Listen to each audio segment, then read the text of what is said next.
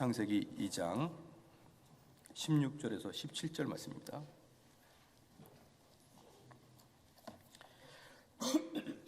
창세기 2장 16절 17절 말씀 다 같이 한 목소리 읽겠습니다. 여호와 하나님이 그 사람에게 명하여 가라사대 동산 각종 나무의 실과를 내가 임의로 먹되 선악을 알게 하는 나무의 실과를 먹지 말라. 내가 먹는 날에는 정령 죽으리라 하시니라. 아멘. 웨스트민 신앙고백서 보겠습니다. 6장 보겠습니다.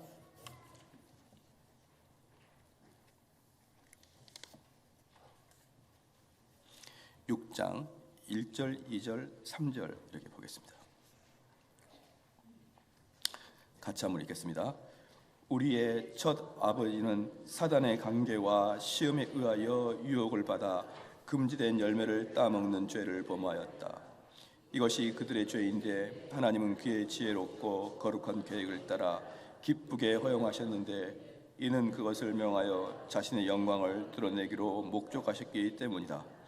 이 죄 때문에 그들은 그들의 본래 의음과 하나님의 고통함에서 끊어졌으며 그리하여 죄 가운데 죽은 자가 되었다. 그리고 영혼과 몸의 모든 기능들과 지체들이 전적으로 더럽혀졌다. 사망, 그들은 전 인류의 시조이기 때문에 이 죄의 죄책은 모든 후손들에게 전가되었다. 또한 그 죄로 동일한 사망과 부패한 본성이 통상적인 출생법에 의하여 시조로부터 그들의 모든 후손들에게 전하였다. 아멘. 오늘은 인간의 타락과 죄와 형벌에 대해서 말씀을 전하겠습니다. 우리가 이 오후 예배는 그 웨스트민스 신앙 고백서는 우리가 스터디를 하는 것처럼 해야 됩니다. 스터디를 하는 것처럼. 그래서 우리 하나씩 배우는 때 그걸 여러 머릿속에 잘 기억을 하셔야 되는 것이죠. 예. 그럼 우리가 한번 공부하는 거니까 복습을 한번 해봐야 됩니다. 웨스트민스 신앙 고백서 제 1장은 무슨 내용입니까? 예. 뒤져서 찾아보려면 다 하죠. 성경은 무엇인가? 그러니까 가끔 이렇게 공부를 해야 되듯이 해야 돼요. 계속 은혜만 받으면은 이게 뭔지를 모릅니다. 2장은 뭐죠? 하나님과 삼위일체는 무엇인가? 하나님은 누구시고 삼위일체는 누구신가? 이렇게 얘기합니다. 3장은 하나님의 영원한 작정에 대해서 이야기했고 4장은 창조에 대해서 이야기했고 5장은 하나님의 섭리에 대해서 이야기했어요. 그렇죠?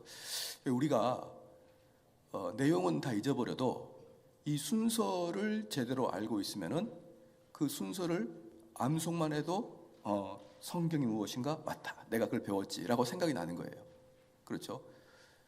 삼위일체가 무엇이지? 하나님을 알아가는데 삼위일체로 알아간다는 게 무엇일까? 이렇게 그 제목만 들어도 그 뒤에 내용들이 연산적으로 생각이 나게 되기 때문에 우리가 이 앞에 순서를 알아가는 것은 대단히 중요한 것입니다. 그럼 이제 오늘은 6장인데 인간의 타락, 죄, 그리고 형벌에 대해서 우리가 좀 보기를 원합니다. 창세기 3장은 잘 알다시피 최초의 타락 그리고 선악과의 사건을 살펴보는 것인데 우리 하나님께서 사람을 만드시고 그를 에덴 동산에 두셨다. 그래서 그곳에서 육적 생명을 유지할 수 있도록 이미 여러 가지로 다 에덴 동산은 완벽하게 갖춰져 있었다. 그래서 우리는 보편적으로 뭐라고 합니까? 사람들이 죄를 많이 짓는 이유는 사회 환경이 열악해서 죄를 짓는다 이렇게 이야기를 하잖아요. 근데 그게 꼭 틀린 말도 아닌데 성경은 그렇게 이야기를 하지 않습니다. 아무리 완벽한 에덴 동산일지라도 죄는 죄인 거예요. 그렇죠? 죄는 죄다. 그래서 우리는 가끔 너의 성품이 왜 이렇게 비뚤어졌니? 너가 왜 이렇게 안 좋아? 그러면은 어렸을 때 부모님께 학대를 당해서 이렇게 이야기하지 않습니까? 그런 것처럼 얼마나 현대 사조가 사람들을 핑계거리를 되게 만들어놨냐 이 말이에요. 그 아이가 어릴 때 잘 자라도 죄는 그것과 상관없이 드러나는 것이지 우리의 어떤 사회적 환경 때문에 어떤 집안의 분위기 때문에 내가 이렇게 될 수밖에 없다. 그것은 성경에서 전혀 지지를 받지 못하고 있어요. 왜요? 에덴 동산에조차도 아담은 죄를 지었으니까. 아무리 완벽한 곳이라도. 그런데 그 중앙에 생명나무와 선악을 알게 하는 나무가 두 그루가 있었다는 것을 우리가 알 수 있습니다. 그러면 여기서 생명나무와 선악을 알게 하는 나무가 두 그루가 있다는 뜻은 무엇이냐면, 우리의 영원한 생명은, 그건 아담 때입니다. 아담 때 아담의 영원한 생명은 그가 하나님의 법에 순종하느냐 순종하지 않느냐에 따라서 달려 있다는 것이에요. 그렇죠? 그가 순종하지 않으면 그는 영원히 살 수 없는 그런 가변적인 존재로 지어진 것이죠. 그래서 그는 끝까지 순종을 하여야 하나님의 동산에서 영생하도록 되어 있는 그런 조건으로 만들어져 있는 것입니다. 그러면 우리의 그 영원한 문제는, 우리의 영생의 문제는 결국은 우리가 선악을 어떻게 하고 있느냐, 선과 악에 대해서 우리가 어떻게 하고 있느냐에 달려 있다는 것을 우리가 볼 수 있습니다. 그러면 이제 좀 더 보겠습니다. 오늘 본문 말씀을 보면서 이제 3장을 한번 봐보겠습니다. 3장을 보니까 3장 1절에 여호와 하나님이 지으신 들짐승 중에 뱀이 가장 강교하더라. 뱀이 여자에게 물어 가로되 하나님이 참으로 너희더러 동산 모든 나무의 실과를 먹지 말라 하시더냐. 첫 번째, 왜 뱀인가 이 말이죠. 왜 뱀인가? 이 뱀이 여호와 하나님이 지으신 들짐승 중에 가장 강교하다라고 표현되어 있습니다. 그런데 우리나라 성경에는 강교하다고 표현됐는데 원래 의미는 스마트하다는 뜻이에요. 아주 지식적이고 지혜롭다. 왜? 강교하다는 뜻은 뭐가 있죠? 좀 안 좋은 느낌이지 않습니까? 뭔가 사악하고, 좀 뭔가 징그럽고 이런 강교한 느낌이 있는데, 뱀은 처음에 만들어질 때 그렇게 사악하고 징그러운 존재가 아니었습니다. 왜 그럽니까? 2장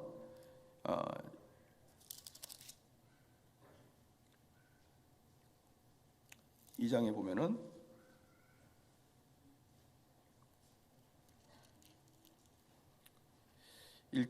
보면은 하나님이 1장 20절에 하나님이 가라사대 물은 생물로 번성케 하라. 땅 위에 하늘의 궁창에는 새가 나르라 하시고 하나님의 큰 물고기와 물에서 번성하여 움직이는 모든 생물을 그 종류로 날개 있는 모든 새를 그 종류로 창조하시니. 그 다음에 뭐죠? 하나님이 보시기에 좋았더라. 그렇죠? 그러니까 지금 모든 그 구절마다 창조하시고 하나님께서 하셨던 말씀이 보시기에 좋았더라, 보시기에 좋았더라 이렇게 말씀하시거든요. 그러니까 이 뱀이 결코 흉측하거나 그런 징그럽거나 강교한 이런 스타일로 여러분이 상상하면 안 됩니다. 이미 하나님께서는 그가 타락하기 전 뱀의 모습은 우리가 보기에 아름답고, 그렇죠? 스마트하고 그러한 모습이었습니다. 그래서 우리가 2장 16절 말씀 보니까 결국은 여호와 하나님이 그 사람에게 명하여 가라사대 동산 각종 나무의 실과는 내가 임의로 먹되. 여기서 중요한 게 뭐냐면 동산 나무의 실과를 어떻게 하대요? 자유롭게 먹되. 네가 임의대로 먹으라는 것이죠. 하나님은 여러분과 저에게 자유를 주셨습니다. 그래서 이런 말이 있어요. 가장 쉬운 것은 훈수를 두는 것이고 가장 어려운 것은 결정하는 것이 가장 어렵다라는 이야기가 있듯이, 실제로 우리가 자유가 있으면 상당히 그 자유를 가지고 결정해내는 게 쉽지가 않습니다. 우리에게 자유가 주면 좋은 것 같지만 그 자유를 우리에게 결정하라 그러면 쉽지가 않아요. 그래서 우리는 얼마나 그 자기 스스로 결정하는 게 어려운지 어떤 길을 선택할 때도 침을 택 뱉고 탁 찍어서 이 무생물인 침이 튀어가는 쪽으로 내 인격을 끌려가고 그러지 않습니까? 그게 그만큼 사람이 자기 스스로 자유로운 의지를 가지고 무엇을 선택하는 게 어렵기 때문에 이 침이라도 아니 무슨 주사위라도 이런 무생물의 힘을 빌려서 한번 해보고자 하는 것이죠. 그런데 하나님께서 우리에게 뭐라고 하냐면 모든 것을 다 임의로, 즉 자유롭게 너가 먹어라 이 말이죠. 그리고 오직 먹지 말아야 될 것은 에덴의 중앙에 있는 선악을 알게 하는 나무만 먹지 말라 이렇게 얘기했습니다. 그런데 우리 이 성도들은 이상한 게 그 자유를 싫어합니다. 그리고 먹지 말라는 선악과는 꼭 어긋어긋 따먹어요. 예컨대 무슨 결정할 일이 있으면은 자기 스스로 결정을 못하니까 목사님 이거 어떻게 할까요? 이렇게 할까요? 저렇게 할까요? 이거 목사님께 토출을 해요. 선택해달라고. 그런 다음에 선택해서 잘못되면 무슨 누구를 원망하려고요. 목사님, 저희 이 남자랑 결혼해야 되는데 이 남자가 맞습니까? 안 맞습니까? 그걸 왜 저한테 물어보냐 이 말이죠. 저는 그 남자 싫어요. 싫어. 그 선택하게 마음을 주지 않을 만큼 믿음직스럽고 탁 그러면은 여자가 탁 선택을 안 하고 그 남자를 딱 잡을 것 같은데, 이 보면은 아닌 것 같기도 하고 긴 것 같기도 하니까 자꾸 이렇게 헷갈리니까 목사님께 와가지고 이 남자일까요? 아닐까요? 내가 목사님 이번에 가야 될까요? 아닐까요? 사랑하는 성도 여러분, 여러분 임의대로 하시길 바랍니다. 여러분 임의대로 하시되 그 결과는 여러분이 책임을 지는 거예요. 마찬가지입니다. 모든 건 마찬가지예요. 자기가 하나님이 임의대로 하게 해주셨습니다. 그런데 딱 하나, 무엇이죠? 선악을 알게 하는, 즉 무엇이 옳고 무엇이 그른지를 너 스스로 판단하지 말고 하나님의 명령에 의해서 옳고 그름을 판단하라. 그것만 빼고 네가 나머지는 다 임의대로 하라. 이게 하나님이 우리에게 최초로 주신 명령인 것입니다. 그랬더니 3장 1절에 여호와의 하나님이 지으신 들짐 중에 뱀이 가장 간교하더라. 뱀이 여자에게 물어 가로되 하나님이 참으로 너희더러 동산 모든 나무의 실과를 먹지 말라 하시더냐. 이것은 저하고 성경 공부하는 사람이 맨날 듣는 말인데, 이 구절에서 3장 1절 말씀에서 제일 중요한 단어가 무엇입니까? 시작. 참으로예요. 참으로. 이 참으로가 3장 1절 말씀에서 제일 중요한 말입니다. 그래서 우리가 믿음이 있는 자들은 참으로에 동그라미 치는 거예요. 왜 참으로가 중요한 말이냐 그러면요, 이 뱀은 강교합니다. 이 뱀은 지혜로워요. 그래서 누구와 누구를, 하나님과 인간의 관계를 벌려놓으려고 말하고 있습니다. 그럴 때 하나님과 인간의 관계를 벌려놓기 위해서 이 뱀이, 이 지혜로운 뱀이 인간에게 그 입에서 토설해낼, 입에서 받아내야 될 그 말은 아니 이거예요. 하나님에 대해서 부정적인 말을 꺼내내도록 지금 뱀은 사람에게 질문합니다. 그러니까 여기서 뱀이 여자에게 물어 가로되 하나님이 참으로, 사랑하는 성도 여러분, 이 세상에는 참으로는 없는 거예요. 이 세상에는 완벽함이 없습니다. 네가 완전하느냐가 없어요. 왜? 이 세상은 다 죄가 있고 다 오류가 있는 게 있기 때문에. 그러면 누군가한테 물어볼 때 참으로라고 물어보든가 진짜로라고 물어보든가 확실히라고 물어보면은 다 그 대답은 뭐가 나오게 되어 있습니까? 노예요. 노. 아니지, 이렇게 나오는 것이죠. 그러니까 이 뱀이 지혜로운 게 뭐냐 그러면요, 이 하와에게 하나님을 부정할 수 있도록 말을 끄집어내도록 질문하는 것입니다. 그러니까 여기서 보면은 재밌는 게 뭐냐면, 이 얼마나 웃기는 이건지 몰라요. 이 여자도 마찬가지예요. 2장 16절에 여호와 하나님이 그 사람에게 명하여 가라사대 동산 각종 나무의 실과는 네가 자유롭게 먹어라 그랬거든요. 다 먹어라. 그런데 그 중에 딱 하나 먹지 말 것은 선하게 알게 하는 나무만 먹지 마라, 딱 이야기했는데 다 자유롭게 주니까 먹지 말라고 하는 그 하나가 딱 보이는 겁니다. 이게 인간의 타락성입니다. 인간의 타락성이에요. 그렇죠? 우리에게는 하나님이 얼마나 많은 자유와 얼마나 많은 기쁨을 누릴 수 있는 걸 주셨는데 그런 것들은 우리 눈에 들어오지 않아요. 눈에 안 들어오는 건 뭡니까? 눈에 들어오는 건 뭐예요? 저거 하고 싶은데, 저거 딱 하나만 하고 싶은데 저거 하지 못하게 하네? 이게 딱 마음에 들어오게 하는 것입니다. 그래서요, 제가 이제 이거 강의할 때마다 항상 우리 성도한테 이야기하는데 이렇게 접근합니다. 여러분이 이렇게 접근하는 거예요. 야, 정 목사님이 참으로 청교도냐? 이렇게 이제 정말 정 목사님이 진짜 완벽한 청교도냐? 라고 물으면 그건 아니지 라고 이야기합니다. 또는 어떤 분이 보니까 정 목사님을 전폭주로 순종하고 따른 걸 보니까, 야, 정 목사님이 참으로 다 맞냐? 이렇게 이야기하면 참으로 다 맞는 것은 아니지 라고 이야기를 끄집어내는 게 누가 끄집어냅니까? 시작. 악한 마귀가 그 수법을 써왔어요. 아니지라고 한마디를 꺼내면 그때부터는 이제 완전히 쉬워집니다. 제가 여러분한테 연락해가지고, 이봐요, 홍길동 씨, 유관순 씨 어때요? 이렇게 묻는 거예요. 유관순 씨 어때요? 제 말투가 어떻습니까? 노를 해달라는 그 말투예요. 유관순 씨 어때요? 그 유관순 씨 이런 거 나쁘죠. 이게 아주 교묘한 뱀이 하는 이야기입니다. 사랑하는 성도 여러분, 그래서 누군가가 여러분에게 야, 개똥이 어때?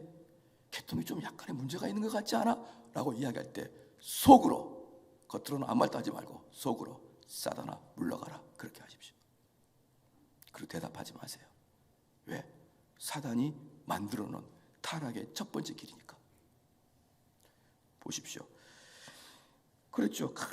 다 먹으라고 했는데, 다 임의로 먹으라고 했는데 1절 후반부에 하나님이 참으로 너희들로 동산 모든 나무의 실과를 먹지 말라 하시더냐? 이렇게 물으니까 2절 말씀에 여자가 뱀에게 말하되 동산 나무의 실과를 우리가 먹을 수 있으나, 먹을 수 있으나, 여기서 중요한 단어가 무엇입니까?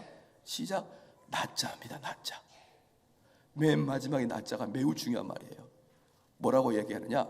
그러면 참으로, 마귀가 참으로 이렇게 이야기하게 되면 그 다음에 빠지는 구멍이 뭐냐 그러면요, 우리 정대원 목사님은 다 좋으나, 아시겠죠? 제가 우리 성도한테 누차 말씀드리지만 저는 다 좋지 않아요. 좀 제발 저를 다 좋으나 이렇게 이야기하지 마십시오.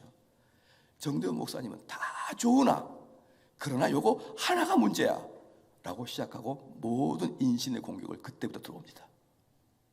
참 그 사람은 기도도 잘해, 참 그 사람은 이렇게 성경도 열심히 읽어, 그러나 딱 한 가지, 남을 배려하는 게 좀 어설퍼. 그리고 그 사람은 남을 배려하지 못한 것으로 전폭적인 공격을 해나가는 것이에요. 전폭적인. 그 다음에 봅시다.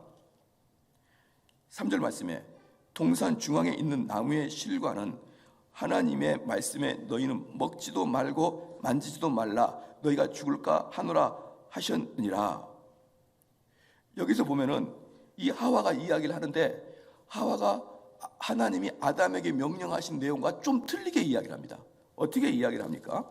이 2장 16절에는 여호와 하나님이 그 사람이 명하여 가라사대 동산 각종 나무의 실과를 내가 임의로 먹되 선악을 알게 하는 나무의 실과는 먹지 말라. 네가 먹는 날에 어떻게 했죠? 정령 죽으리라 하시니라, 이렇게 있거든요. 너가 선악의 나무를 먹는 날에는 정령 죽으리라 이렇게 이야기했는데, 이 여인은 뭐라고 했습니까? 하나님의 말씀에 너희는 먹지도 말고 만지지도 말라, 이 말 안 했거든요. 하나님께서 말씀 안 하신 것을 이렇게 살짝 닦아지 붙이고, 그 다음에 하나님께서 정령 죽으리라 했던 말씀은 죽을까 하노라 라고 말씀의 정확성이 떨어진 것을 여러분 볼 수가 있죠. 바로 이러한 모습을 보고 악한 마귀는 이 여인이 하나님을 아주 선명하게 믿는 여인이 아니구나 라고 느꼈습니다. 이 여자가 하나님을 아주 이렇게 정말 진지하게 믿는 여자가 아니구나 라고 딱 느끼는 순간 정말 중요한 반전이 시작됩니다. 4절 말씀에 뱀이 여자에게 이르되 너희가 결코 죽지 아니하리라.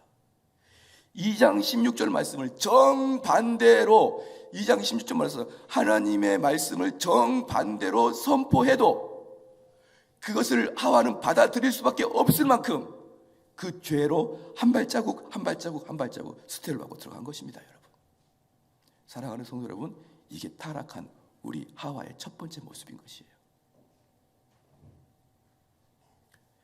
사람들은 이 사탄이 얼마나 교묘하고 얼마나 영악한지를 잘 모르는데요, 제가 C.S. 루이스의 스크루테이프 편지를 인용하여서 제 걸로 만들어서 제가 한번 글을 하나 만들어 봤어요.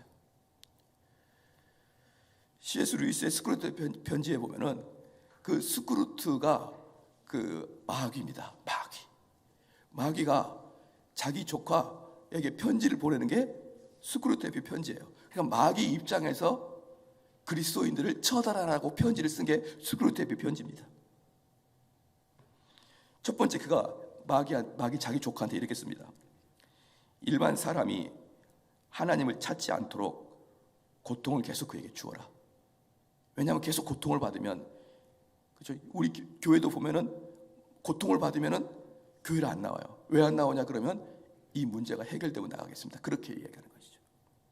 교회 나와서 문제를 해결받아야 되는데 그렇지 않고 문제가 해결되면 교회를 나오겠다는 거예요. 고통이 오면은 교회를 떠나게 된다. 그리하면 자꾸만 자기 자신을 쳐다보게 될 것이기 때문에 그는 믿음을 잃을 것이다 라고 편지를 보냅니다. 두 번째, 그러나 지나친 고통은 주지 말라. 자칫 하나님을 쳐다볼 수가 있다. 그러니까 지금 그 악한 마귀가 다 계획을 짜는 거예요. 적당한 고통을 줘라. 자기 자신만 쳐다보게. 그러나 지나친 고통을 줬다가는 큰일 난다. 하나님 쳐다보면 큰일 난다. 세 번째, 만약 그가 신적인 무엇인가를 원하더라도 말씀을 듣게끔은 하지 말라. 말씀을 듣지 못하게 하는 것은 여러 가지 방법이 있는데, 바쁘게 하거나 말씀 자리에 게을르게 하거나 졸리게 하거나 피곤하게 하여서 그가 말씀을 듣지 못하게 하여라. 그래서 우리가 교회 갑시다. 그러면 왜 이렇게 바쁜 일이 많은지요? 우리가 교회 가서 말씀을 드립시다. 그럼 왜 그렇게 나에게 갑자기 결혼식에 연달아 있는지요?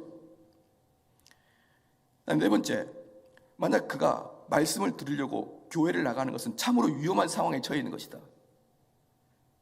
그러나 만약 그가 교회를 나가더라도 아직까지는 희망은 있다.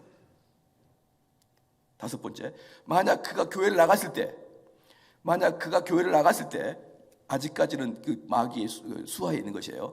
만약 그가 교회 나갔을 때 그 눈에 가장 먼저 띄게 하는 사람은 그 학교에서 제일 공부 못하는 자가 띄게 하든가, 아니면은 시장에서 맨날 큰 문제를 일으킨 사람을 눈에 띄게 하라.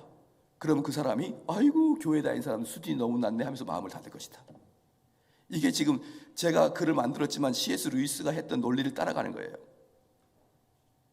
그냥 그가 교회를 나왔는데 아주 교회에 인격도 없고 공부도 못하고 아주 찌질한 사람을 딱 보는 순간 아이고야, 믿음이라는 것은 저런 애들이 갖고 있구나 라고 느끼게 하라는 것입니다. 여섯 번째, 만약에 그 과정까지 넘어간다면, 만약에 그런 것까지 사람이 참고 넘어간다면 그 다음에 공격하는 것은 설교자의 인격의 문제를 뒤집거나 설교자의 눈빛과 여러 가지 행동의 문제를 눈에 거슬리게 만들어라. 일곱 번째, 이 과정도 넘어선다면 아직까지는 괜찮다. 설교자의 설교가 도덕적이고 선행을 하는 것으로 생각하게 하라. 설교자의 설교가 내 마음밭을 변화시키는 게 아니라 도덕적이고 윤리적으로 나가서 실천하고 나가서 그 말씀대로 살아가게끔만 하게끔 하라. 그 내면은 타치하지 말게 하고. 여덟 번째, 참된 설교자에 의해 선행이 아닌 오직 은혜로 구원받는 복음을 들을 때면 다음 단계로 나아가라. 그 단계는 아무런 헌신도 하지 말고 오직 가만히 앉아 있어 내 마음에 은혜, 즉 감동이 오기만을 기다리게 하라. 그렇죠? 아홉 번째, 오직 은혜로 구원받는다고 하여 아무런 행동을 하지 않을 때 설교자는 그들에게 헌신을 이야기할 거고, 설교자는 그들에게 하나님의 참된 지식을 가르치자고 할 때 그들은 신앙을 배우는 것만으로 족하게 하라. 지금 제가 무엇을 이야기하냐면요, 악한 마귀는 C.S. 루이스 관점이 하면 우리가 교회 올 때 그 한 단계 한 단계까지, 마지막 그가 예수 그리스도를 만난 때까지 가급적이면 방해를 하려고 모든 수단과 방법을 사용한다는 거예요.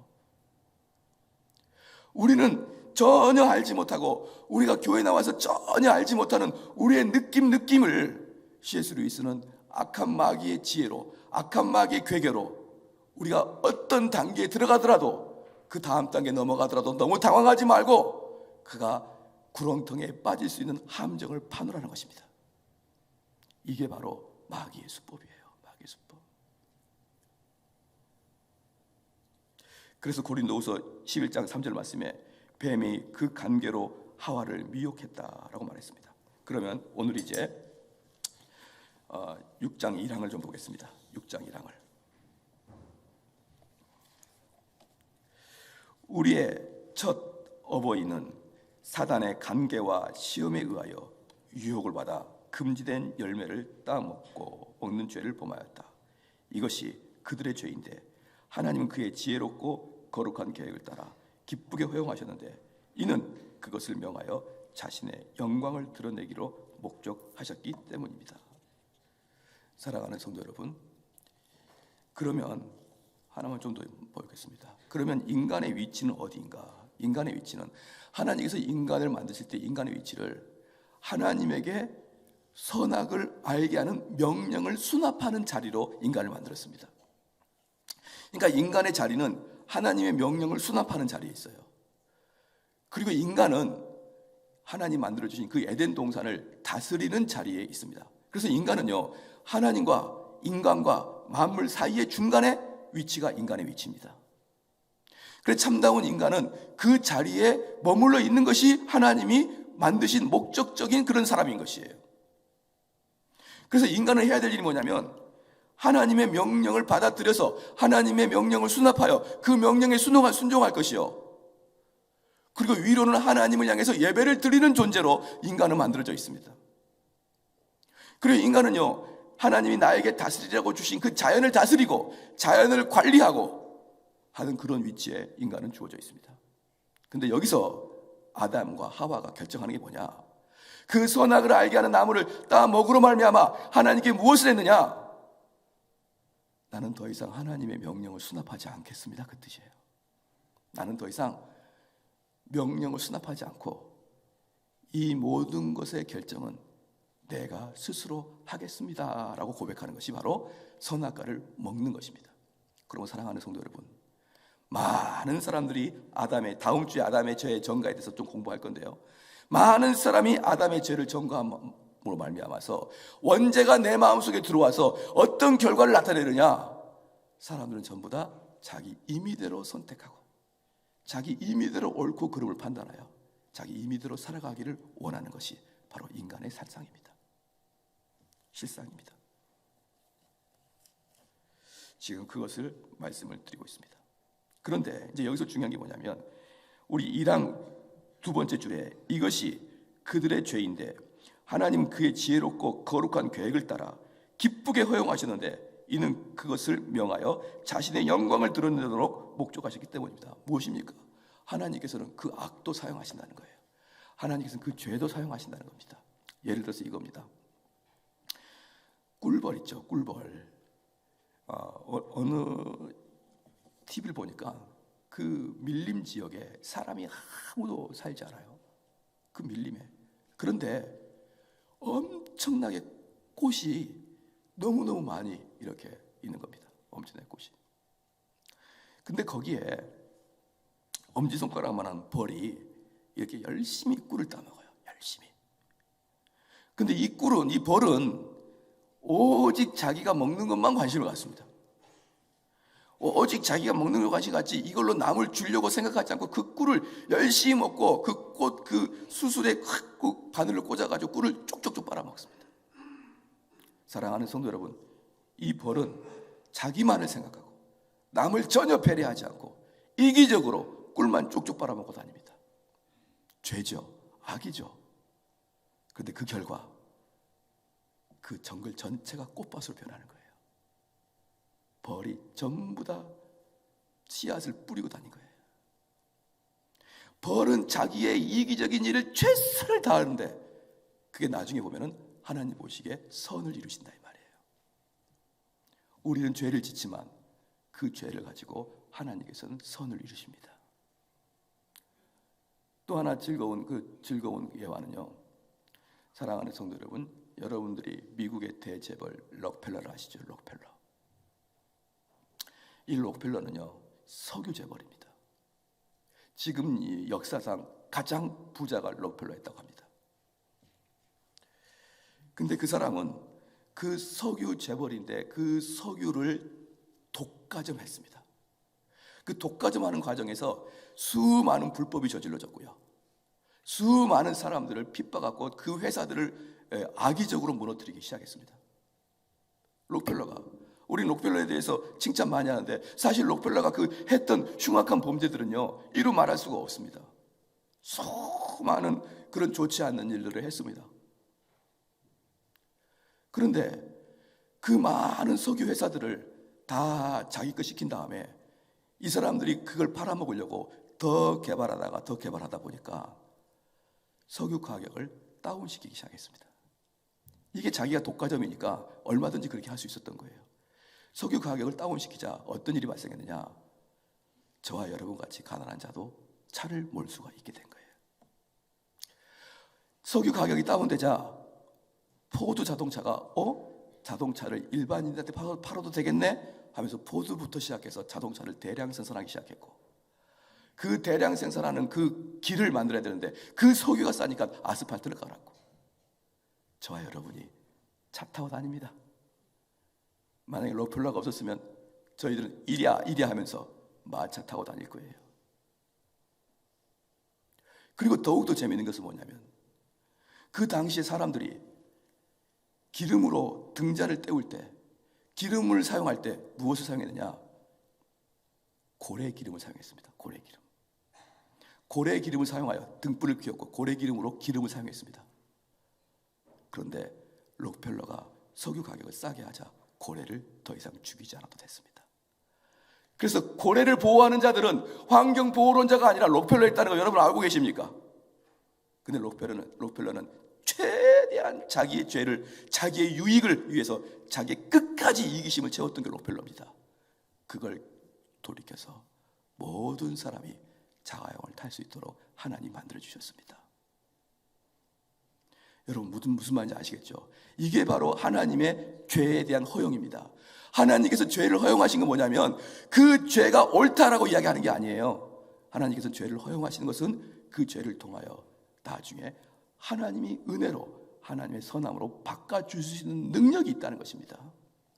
그게 지금 6장 제1항의 내용인 것입니다. 제2항은 뭐냐면 이 죄 때문에 그들은 그들의 본래 의로움과 하나님과의 교통함에서 끊어졌으며 그리하여 죄 가운데 죽은 자가 되었습니다.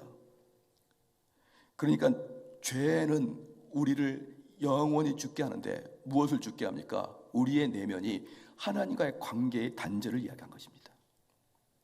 제가 계속 말씀드리지만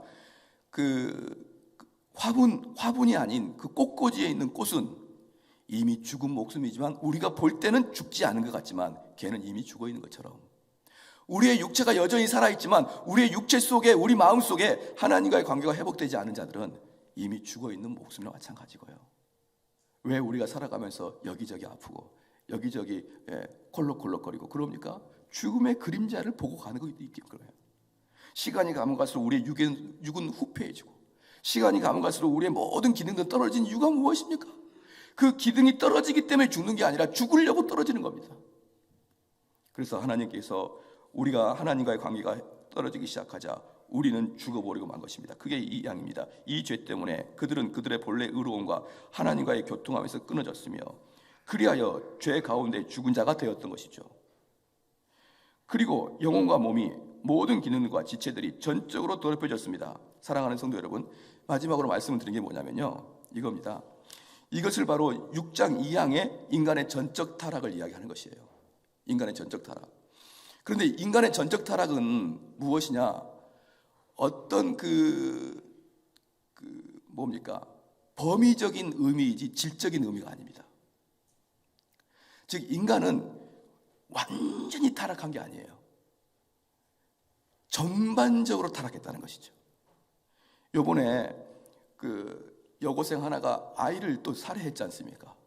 걔는 아주 전적으로 아주 강한 타락자예요.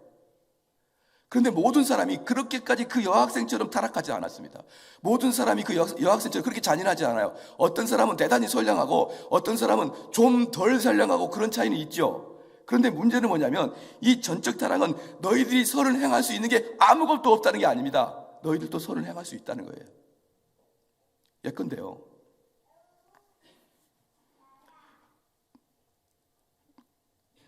홍수가 나서 그 샛노란 그 물에 7살짜리 꼬맹이가 둥둥둥 떠내려간다고 치면은 그걸 여러분이 봤어요. 근데 그 아이는 나랑 상관이 없습니다. 그 여러분 뛰어들어갈 마음이 생기지 않겠어요? 그거 뛰어들어가면 나 잘못하면 죽기도 하고요. 그거 뛰어들어가서 아이를 건진다고 해서 돈을 많이 줄 것도 아닌 것 같은데, 그리고 내 아들도 아닌데 7살짜리 6살짜리가 물에 둥둥 떠내려가면 나도 모르는 사이에 뛰어들어가서 그 아이를 건지고 싶은 마음이 없느냐 이 말입니다. 그것은 자기 목숨을 내놓고 들어가는 것이죠. 사랑하는 성도 여러분, 그럼 이 마음이 그리스도인만 있는 것입니까? 그렇지 않아요. 일반적인 사람들도 둥둥 떠내려가 보면 자기가 죽을 걸 각오하고 들어갈 수 있는 마음이 있습니까? 없습니까? 있는 거예요. 그러므로 인간은 완벽하게 100% 타락했다는 게 아니고 인간들은 전반적으로 타락했다는 거예요. 내 인격에서 지성, 감성, 의지 이 자체가 전반적으로 타락했다는 것이지, 그 타락의 깊이에 있어서는 어떤 사람은 정말 미친 듯이 타락했고 어떤 사람은 덜 타락했고 이 구별은 있는 것입니다. 그러므로 사랑하는 성도 여러분, 이 세상 사람도 얼마든지 선을 행할 수가 있고요, 이 세상 사람들 우리가 보기에 그리스도인보다 더 선을 행할 수가 있습니다. 그러나 무엇이 타락했습니까? 인격 전반부가 오염되어 있는 것입니다. 그래서 그들은 바른 지식도 없고, 그들은 바른 감정도 없고, 그들은 바른 의지도 발동하지 아니합니다.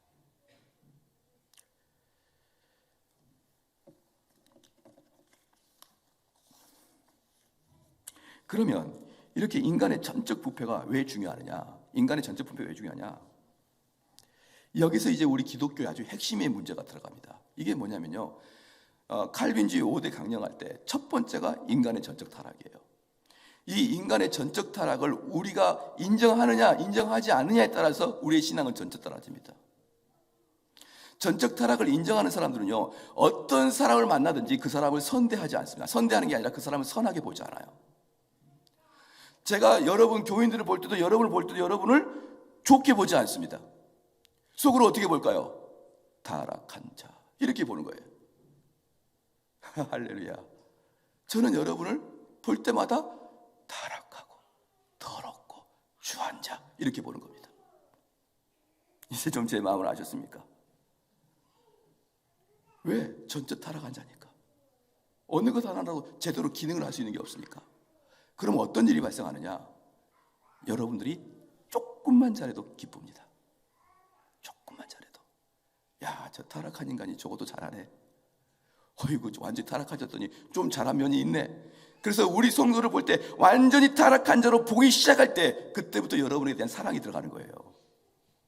언제 실망합니까? 나 너 그렇게 안 봤는데, 나 너 이렇게 높이 봤는데, 너 잘할 줄 알고 데리고 왔는데. 그때부터는 뭐예요? 실망만이 있게 되는 것입니다. 그래서요, 사람을 전적으로 타락한 자로 보는 것처럼 은혜스러운 일이 없는 거예요. 이게 성경적 가르침입니다. 그래서 어떤 사람이 내 뒤통수를 치고 갈지라도 나는 그 사람을 통해서 화가 나는 게 아니라 그는 타락한 존재이기 때문에 어쩔 수 없다라고 생각하는 거예요. 그래서 이 기독교 세계에는 재미있는 게 있습니다. 그 사람이 인간의 전적 타락을 인정하느냐 인정하지 않느냐에 따라서 이 세상은 전혀 다른 두 개로 바뀝니다. 인간의 전적 타락을 인정하는 사람들은요, 인정하지 않는 사람들은 이 세상 사람들이 서로 으쌰으쌰하고, 이 세상 사람들이 서로 약속하고, 이 세상 사람들이 서로 뜻을 맞추면은 이 세상이 유토피아가 올 거라고 생각해요. 그게 주로 공산당이 그렇게 이야기하는 거죠. 야, 우리 한번 서로 우리 이기심 버리고 우리 서로를 위해서 한번 잘 살아보자. 그런데요, 인간이 전적 타락하지 않았다는, 제가 강의할 때 많이 말하지만 루소와 같은 인간의 전적 타락하지 않았다는 그런 철학을 가진 사람 결과는 제1차 세계, 제2차 세계전 캄보디아의 폴포트의 인종학살, 무시무시한 결과가 나타납니다. 무시무시한 결과가. 왜? 인간은 선한데, 그 선한 사람들끼리 모여서 유토피아를 만들 수 있는데 저 반동 때문에 유토피아가 안 돼. 죄를 제거해. 그래서 인간이 선하다는 그런 관점으로 들어가는 것은 그 결과는 참혹하고요. 인간이 악하다고 들어가면 그 결과는 모든 것을 용서해 주기 시작합니다. 야, 네가 원래 악하기 때문에, 원래 인간은 타락했기 때문에, 원래 인간에게는 바라볼 것이 없으니까 내가 너를 이해할 수 있다는 것이에요. 할렐루야. 그게 바로 우리 개혁신학의 시작입니다. 우리 개혁신학의 시작은 바로 이 웨스비 신앙고백서 제6장 제2절 말씀에 인간의 그리고 영혼과 몸의 모든 기능들과 지체들이 전적으로 더럽혀져 있다. 이것을 인정하느냐 인정하지 않느냐에서 시작하는 것이고, 그것을 인정하는 사람들은 모든 사람에게 기대를 하지 아니합니다. 모든 사람에게 기대를 하고 모든 사람에게 그 사람에게 의지하는 게 아니라 모든 사람은 내가 사랑하고 돌보는 자로 보이기 시작하는 것이에요. 사랑하는 성도 여러분, 그래서 성도들끼리 서로 실망하지 마시고, 여러분이 여기 있는 목사에게 기대하고 있다가 또 실망하고 그러지 마시고, 여기 있는 목사도 전적 타락한 존재로 봐주시고요, 여러분 성도들 간에도 서로도 타락한 존재로 보시고, 그리고 그들의 실책과 그들의 실수를 여러분 따뜻하게 받아주시기 바랍니다. 그게 우리 개혁신학이에요. 프란체스코 수도사가 프란체스코 수도사가 말고 도미니크 수도사였군요. 도미니크 수도사는요, 엄격하기에 이를 데가 없었습니다. 엄격하기에. 프란체스코 수도사는 청빈이고 도미니크 수도사는 엄격함입니다. 그래서 도미니크 수도에서 그 수도원장이 이제부터 일주일간은 우리가 금식을 선포하노라 이렇게 얘기했습니다. 그럼 엄격한 규율이니까 그 규율을 어기면 그냥 퇴소입니다. 근데 한 제자 하나가 너무 배가 고파서 식당에서 빵을 훔쳐 먹었습니다. 근데 그걸 동기들이 본 거예요. 그래서 이 동기들이 이제 너 어떻게 하려고 그러느냐, 이 지금 수도원장님이 지금 이 노발 대화를 하실 텐데 너 어떻게 하려고 이렇게 빵을 먹냐, 그나마 들키지는 말든가 이렇게 하면서 숨겨주면 될 건데 원장한테 고자질했습니다. 제가 빵을 먹었습니다. 어떻게 할까요? 수도원장이 부엌으로 갔습니다. 그리고 그 사람이 벌벌 떨고 서 있습니다. 수도원장이 어땠다고요? 자기가 빵을 먹어버려. 빵을 먹어. 그러면서 야, 다 같이 먹자 이렇게 했답니다. 그 제자가 펑펑 울어요. 펑펑 울어요. 막 칼같이 자르고 기사 아니다. 이것은 사람을 죽이는 것입니다. 율법은 우리를 죽이지만 복음은 우리를 살립니다. 그래서 수도원장이 야, 먹어라. 우리 다음번에 하자. 이런 것들이 좀 우리 성도들 사이에 있어야 되는데 왜 그럴까요? 인간은 타락한 존재니까, 연약한 존재니까, 인간에게서는 기대할 게 없으니까, 인간은 안 보면 실수하니까 그런 걸 인정해 줄 때 정말 이 교회에 따뜻한 사랑이 넘치지 않겠느냐 이 말입니다. 같이 한번 기도하시겠습니다.